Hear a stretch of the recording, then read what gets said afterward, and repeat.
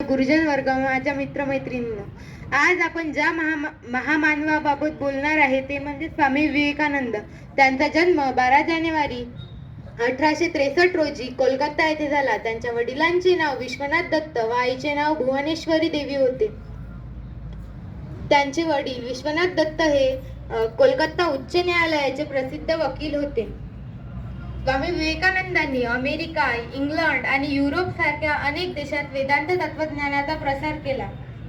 त्यांनी 1 मे 1897 रोजी रामकृष्ण मिशनची स्थापना केली आणि अमेरिकेत रामकृष्ण मिशनच्या अनेक शाखा स्थापन केल्या.